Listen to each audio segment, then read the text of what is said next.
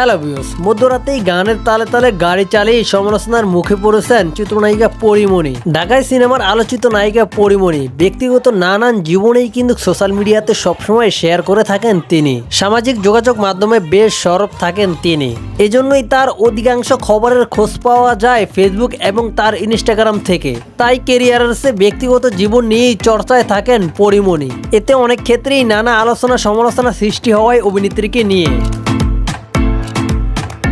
তবে এর কোনো কিছুকেই কোনো সময়ে তোয়াক্কা করেননি পরীমণি। সবসময় চলেছেন নিজের মতো করে।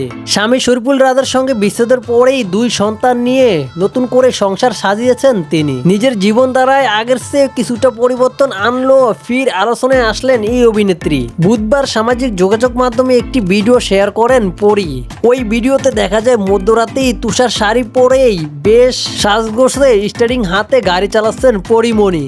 এ সময় পাশে থেকে ভিডিও ধারণ করেছিলেন আরেকজন।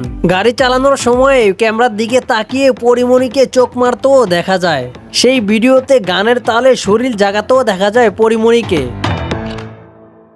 সামাজিক যোগাযোগ মাধ্যমে ভিডিওটি প্রকাশ হওয়ার পরেই বেশ সমালোচনার মুখে পড়েন পরীমণি। অনেক নেটিজেনেরই মন্তব্য, নায়িকা শবনম বুবলির গাড়ি চালানোর দৃশ্যকেই অনুসরণ করেছেন পরী। কারণ কিছুদিন আগেও কিন্তু চিত্রনায়িকা শবনম বুবলি তার বেরবাই ফেসবুক পেজেও এরকম একটি ভিডিও শেয়ার করেন, যেখানে দেখা যায় মধ্যরাতেই গাড়ি ড্রাইভ করছেন তিনি।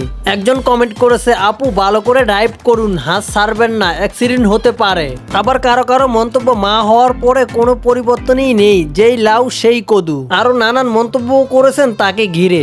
তো যাই হোক ভিউয়ার্স, আপনাদের কি মতামত? পরীমণি কি বুবলিকে কপি করেই গাড়ি ড্রাইভ করেছে নাকি অন্য কিছু? অবশ্যই কমেন্ট বক্সে কমেন্ট করে জানিয়ে দিতে পারেন।